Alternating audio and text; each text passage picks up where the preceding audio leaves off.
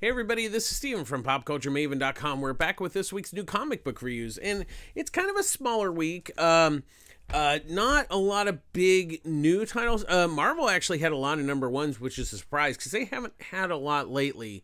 There's a couple Shazam books because DC's building up to the Fury of the Gods movie coming out this month.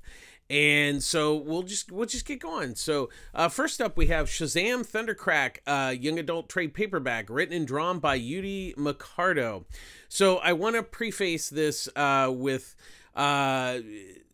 just that I've been friends with Yudi for a number of years. I'm a really big fan of his work, but I do want to say that I know a lot of people in the industry, and when I do reviews, I look at the product. I don't necessarily look at who did them and everything, and I don't base it on I won't necessarily give a good review to somebody I know, and I won't give a bad review to somebody I know. So we just let the work stand on its own. So I just want to preface that, you know, and let you know that I do know him, but that does not affect my review of this book.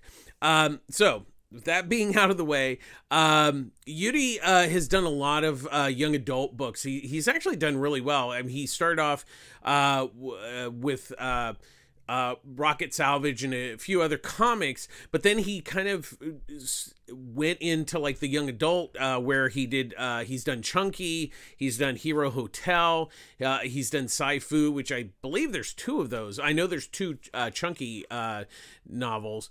So this is not a big stretch for him to do this. What I really liked about the Thundercrack story was that it takes place in the first movie's continuity. It's kind of a side story to where Billy is discovered by the coach of the football team, and he has, you know, really good throwing arm. So he's the new quarterback because the other quarterback was actually attacked by the Fishtown Adams. They have a way of, like, that's how they win, because they just bully the other team. And so what the story is so Billy joins the football team, and then Freddy becomes the mascot. And what I loved about this is it's definitely like an old nod to the old school Captain Marvel, is that Freddy becomes Talking Tawny, the mascot for the team, which goes back to Talking Tawny, the tiger from the original Captain Marvel series.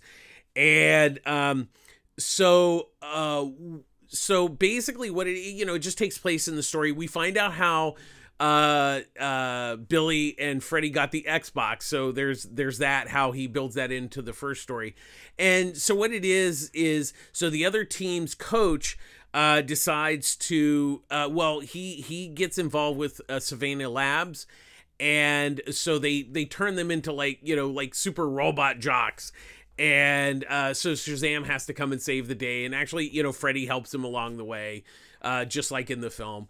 And it's really a charming story. It's really a lot of fun. Even if you haven't seen the film, the story does stand on its own. I mean, there's nods to the movie and stuff, but I don't think you necessarily have to see the movie.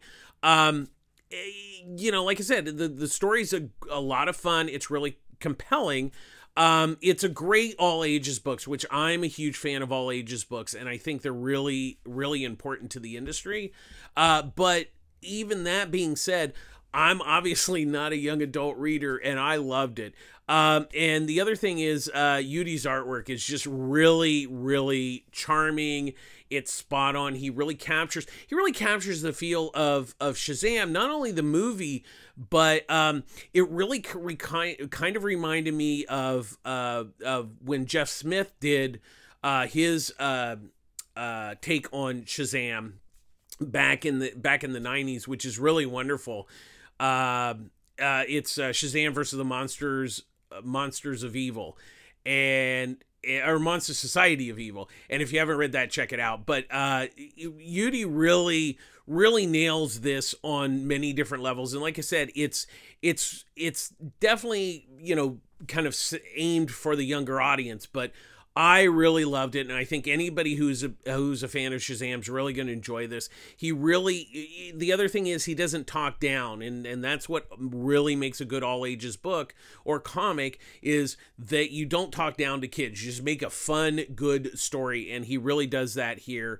And it's really, I really highly recommend it. And it's not because I know Yudi, but it's really good, and it's definitely worth checking out. And it's kind of a deal because these are only $10, and it's such a deal for $10. You get a lot of bang for your buck on that one.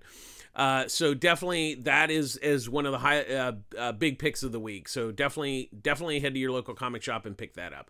Next up, I Am Ironman #1. Written by Mirway Odell, with artwork by Dontun Akadi. I'm sorry if I apologize if I butchered those names. So what this story is, it's about Iron Man through the years. It kind of goes back to the original Iron Man suit, and he goes up against this villain named Jerica Benton. And if for those in the know, that name is Jem from Jem and the Hologram. So I don't know if that, because she plays bass, and she creates these monsters to attack Tony. And what it is, it's kind of like through time. There's like different time periods. And that's kind of the basic story. I think, I think one of the problems I kind of had with the story is kind of like, there's the time jumps, and it gets a little confusing. And it's not that the story's bad. I think the idea is good. I think it kind of falls apart in the execution. I think that's where Adele really struggles for me with the story, where it's kind of like this one idea that just kind of seems to be stretched out for the issue. Akadi's artwork, it's nice, but there's a lot of times where there weren't a lot of background, so I was kind of disappointed in that. I think the art is actually pretty decent. I just think that it's kind of like a little basic, and there's not kind of not enough, especially going on in the background and stuff. Overall, I love Iron Man, and I think it's great when you have books that try to get new readers, but I just don't know this is really going to be particularly compelling even for regular readers of Iron Man. And for people who don't really read comics, I really can't recommend this, because I think it's just a bit confusing. For me, who's a regular reader and knows about Iron Man, it's going to be confusing to somebody who is not super familiar with Iron Man. Next up, we have Red Zone #1. Written by Colin Bunn, with artwork by Mike Diodato Jr. So what this is Randall Crane.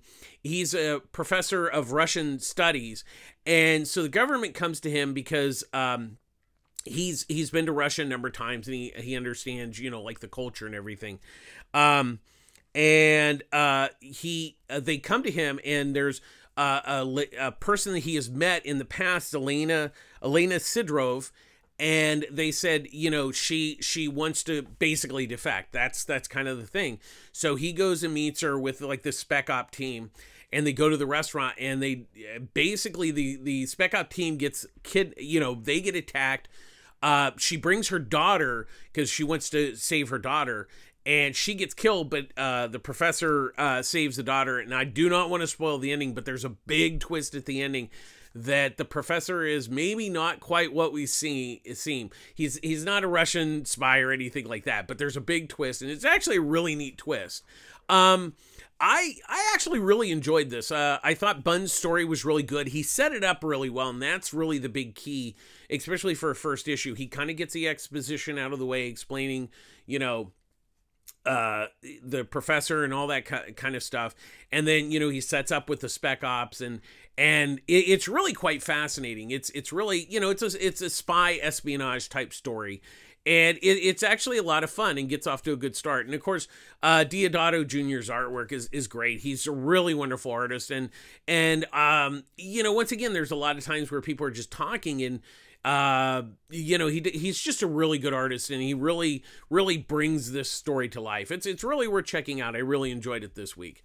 Next up, we have Rogue and Gambit #1, written by Stephanie Phillips, with artwork by Carlos Gomez.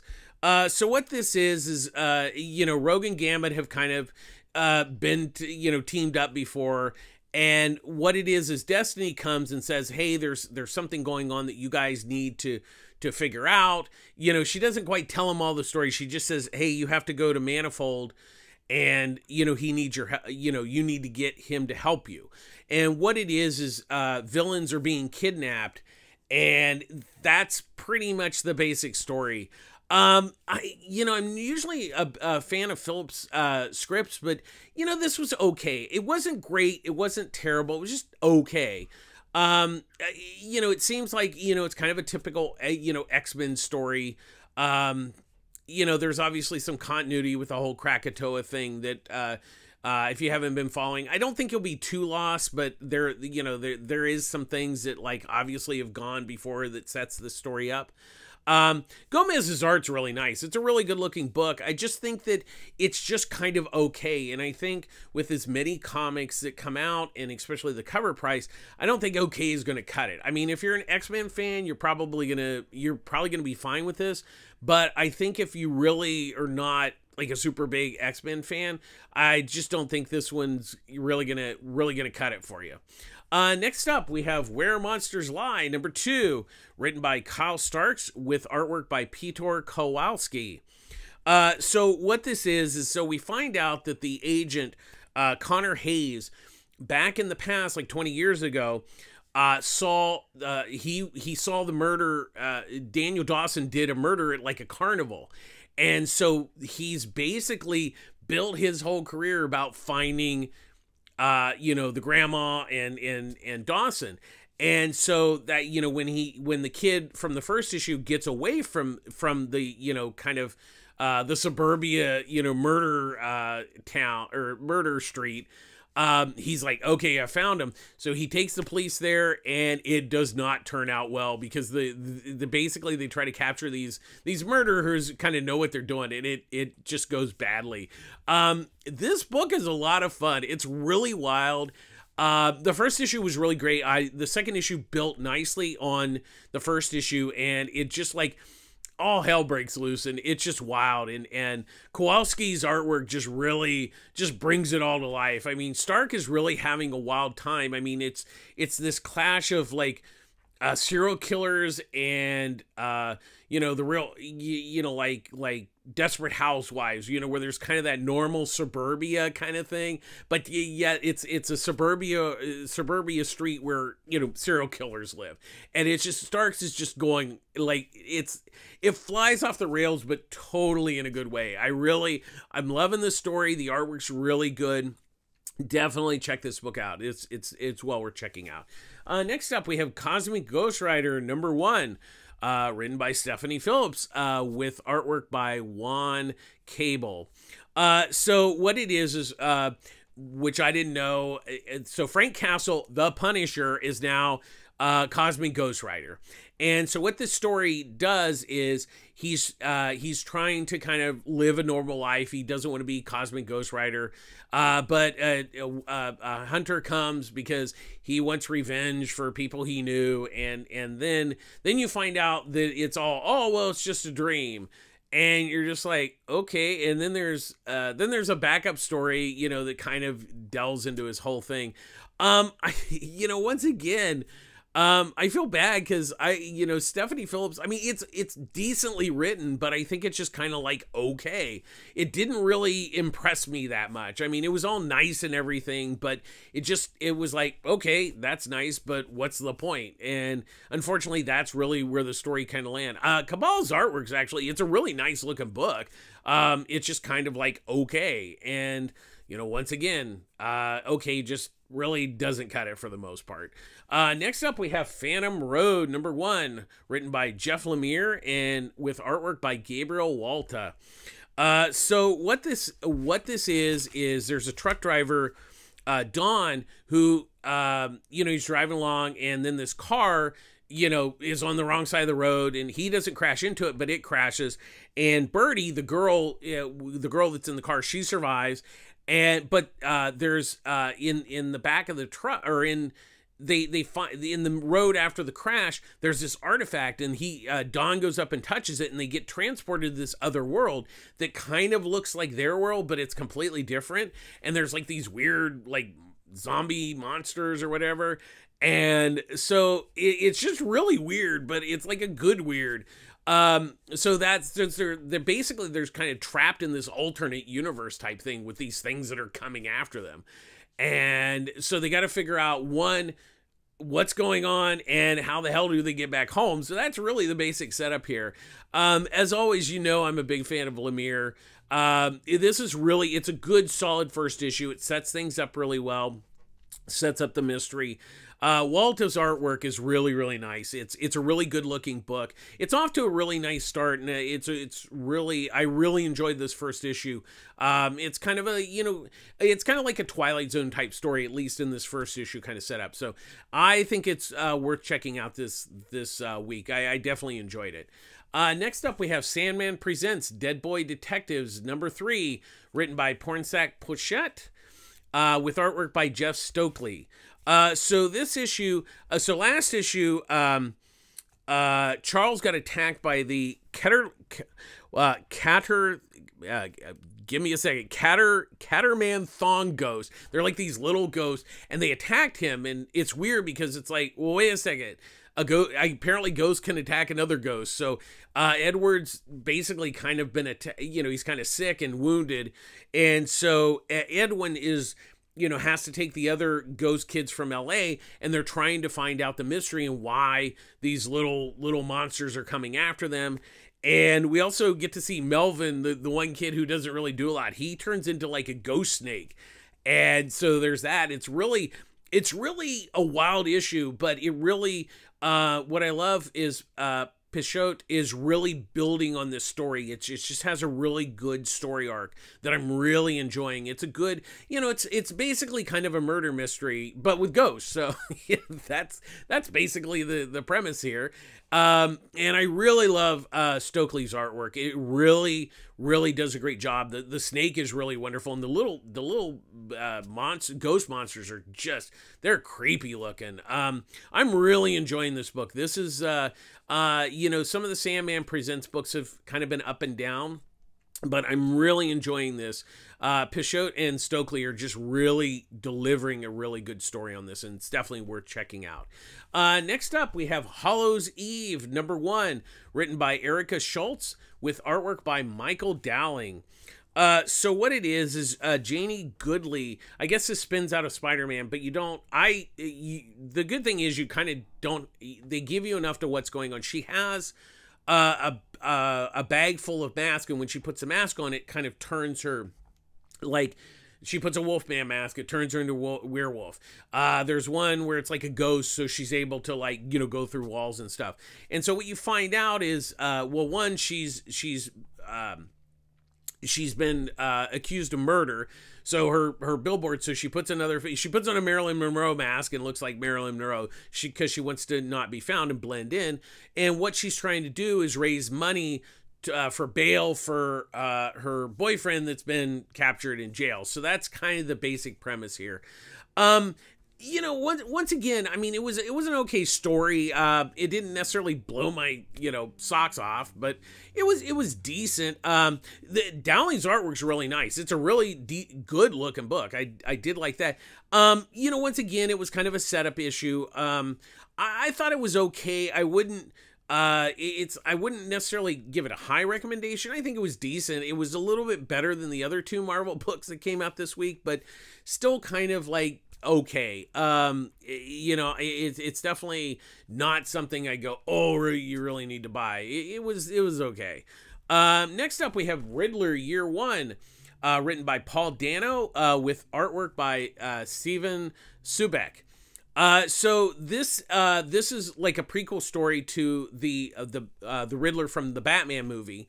And so what it is Edward gets a hold of the daughter of the mob boss that was killed by this kind of mysterious, mob or whatever. And so he's tipping her off to what's kind of going on, and she's giving him information of what she knows.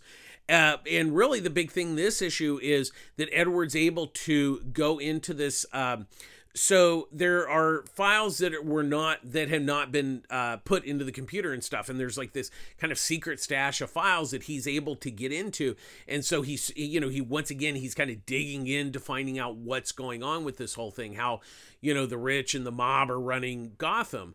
And so he's also enamored with Batman, which kind of goes into the movie and everything. So that's really what this issue's dealing with is, and also Edward's, kind of like, he's being basically crazy.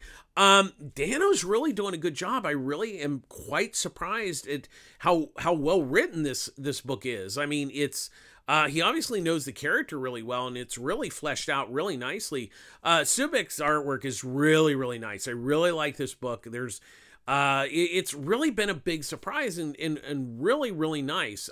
Solid story, really nice artwork, well worth checking out. I'm really enjoying this book. It'll be really interesting to see where this all lands with the story.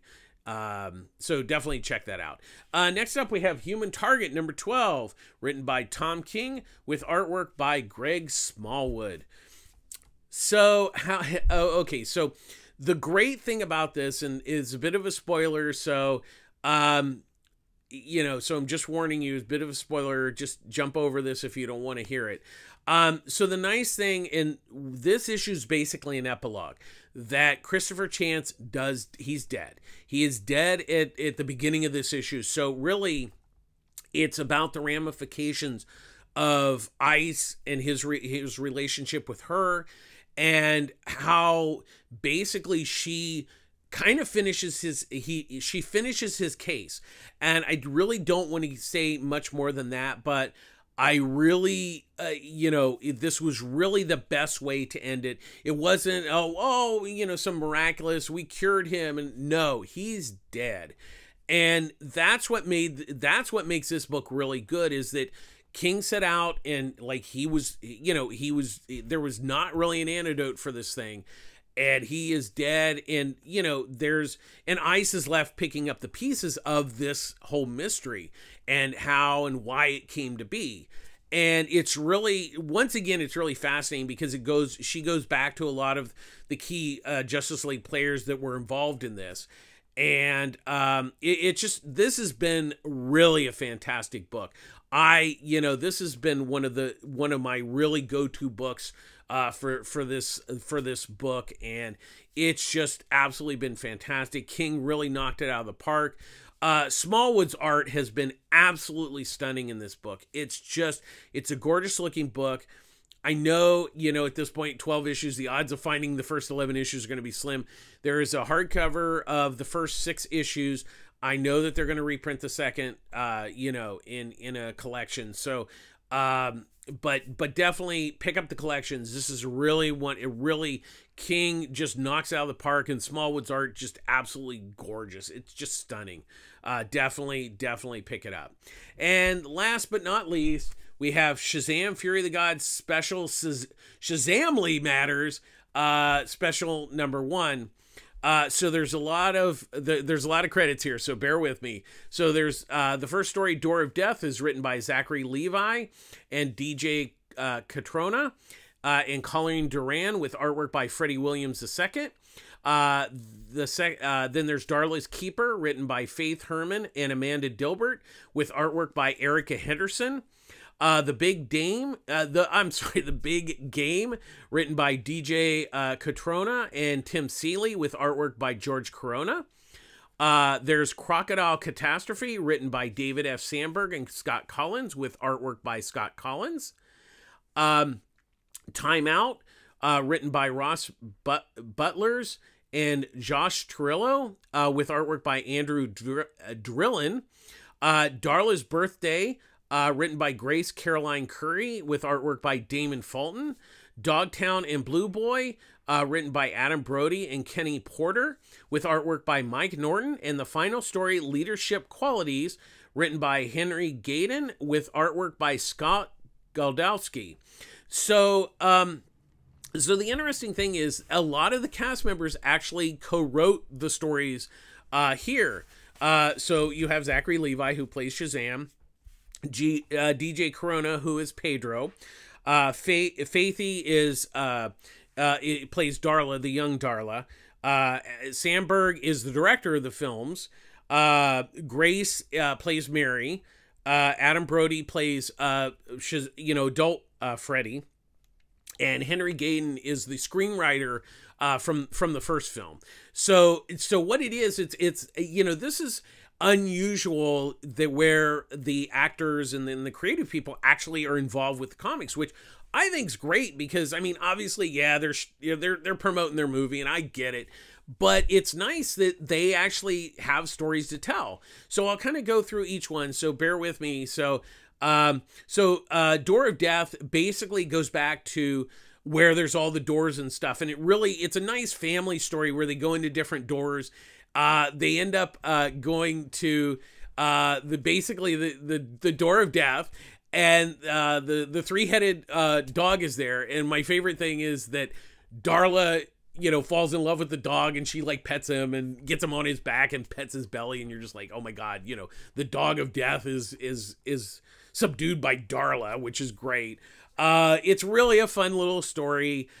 Freddie Williams' artwork's really great. He did those Batman Teenage Mutant Ninja Turtles, so you're probably familiar with the artwork on that.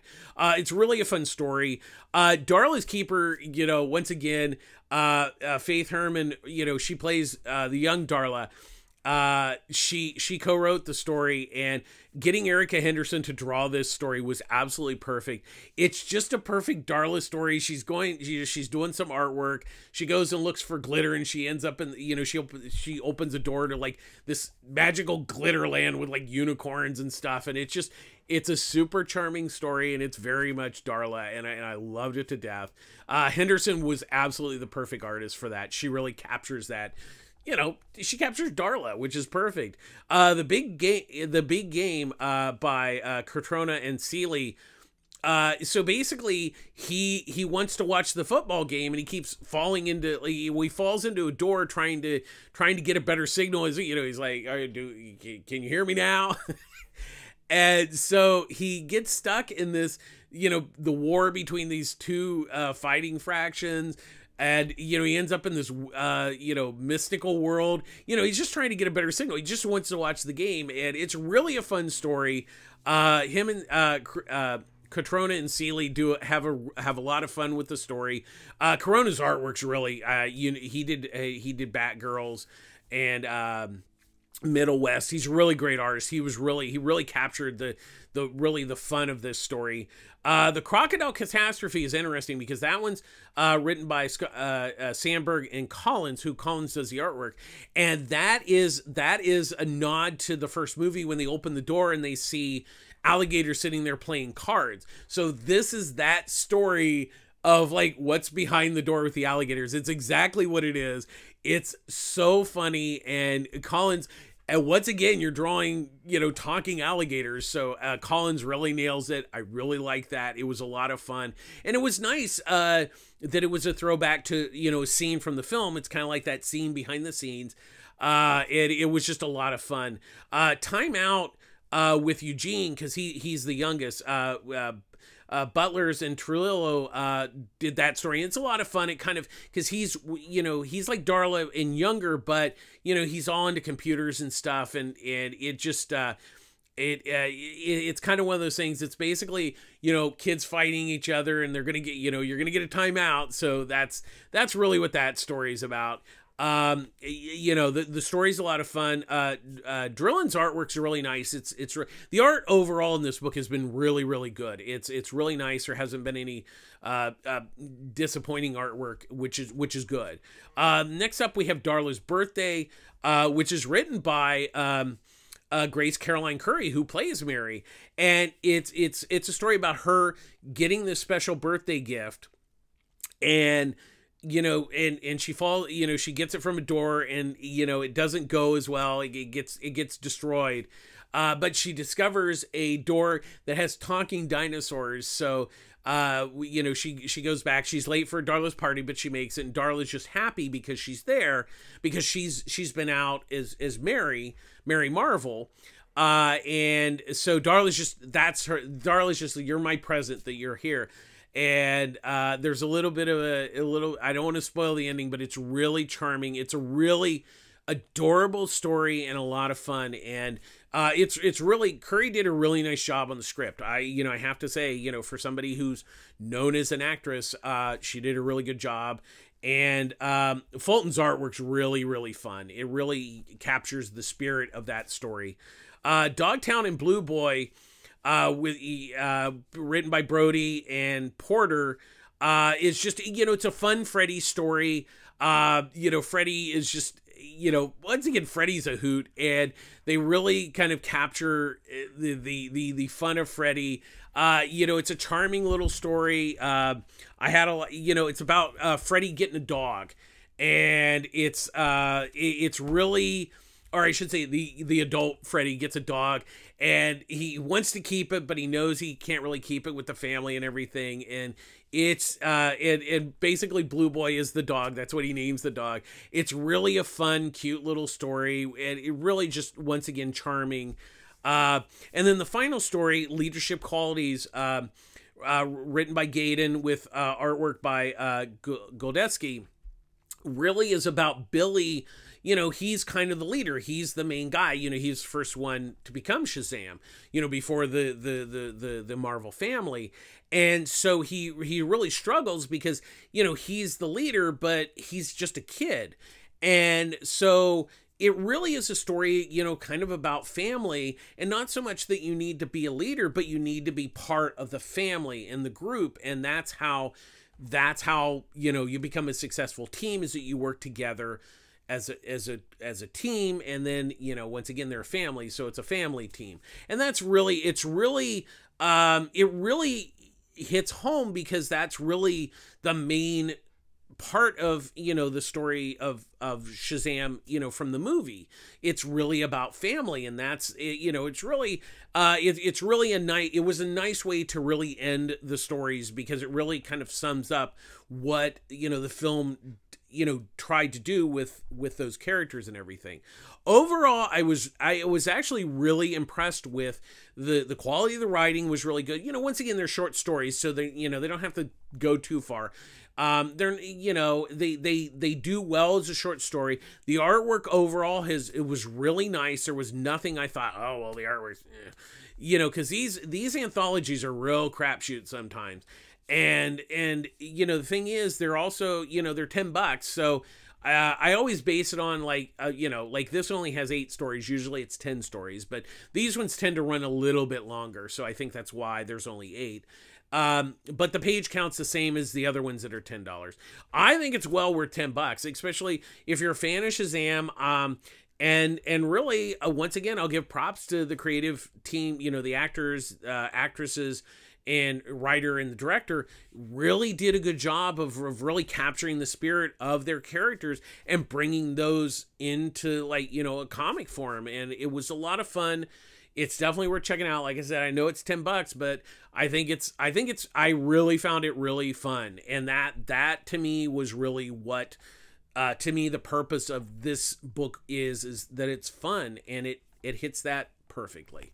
So that's going to do it this week. Like I said, not a lot of books, but a lot of stuff to go through. Of course, obviously a big Shazam week, because they're leading up. But definitely check out those 2 Shazam books. They're really well worth picking up this week. And the other really, the one you definitely need to check out is Phantom Road. That one was really, really good. I really enjoyed that. So, that's going to do it this week. As always, public service announcement. I get all my comics at Pulp Fiction Comics, Long Beach, California. Ryan Skinner runs a great store. He offers discount, because I get all these books because I have them on my pull service. And I get a discount on them. He offers 30% off of trades and graphic novels. So, like, once again, this awesome Thundercrack trade paperback is 30% off every day. So they also carry a nice selection of manga at 20% off. It's a really great store. There's Ryan, there's Wendy, there's Annie, there's Eduardo, there's Derek, Derek's gonna kill me if he hears this. It's a really great store. Check out their. They also have Facebook group page where people post stuff. We post news and stuff, and fun things in there. So definitely check them out. It's a really great store. If you're in the Long Beach area, definitely check it out. He's got a couple events coming up. You can go to the website and check those out, or check the social medias. They've got an event which will be tomorrow, because I will post this on Friday. They're having a wrestling thing to do a power bomb. There's also a signing for a Jurassic League coming up next month. So they got a lot of events coming up. And then, of course, there'll be Free Comic Book Day in May. If you live in the LA area, there's Pulp Fiction Culver City. Same name, separate owners. Chris and her team run that store. Have a lot of the same discounts. So if you're up in the more metropolitan LA area, check that store out. But as always, I'm the Long Beach kid, so I have a fondness for the Long Beach store, but Chris runs a great store up there in Culver City too. But as always, support your local comic shop. They're the backbone of the industry. They make they make these wheels run after the creators do the books. So definitely support your local comic shop. If you have a pull box or pull service, make sure you pick up your books on a timely basis, because they pay for them when they get them. And so, they got money on the line. So definitely support your local comic shop. Make sure you pick up the books and support them as best you can. And as always, we end our show with be kind. Being kind doesn't cost anything to be kind. Opening a door for somebody, saying thank you. Hey, how you doing today? Once again, all that's free. And it'll make you feel good. It'll make other people feel good. Just being kind is good for your soul. So that's going to do it this week. Thanks for watching. As always, please like, subscribe to our YouTube channel. Comments are welcome. I don't mind constructive criticism. Just make sure that it has a point. And thanks for watching. We'll be back again next week with more new comics to review. So once again, thanks for watching. And this is Steven from Pop Culture Maven signing off. Have a great week. We'll see you again next week. Bye-bye.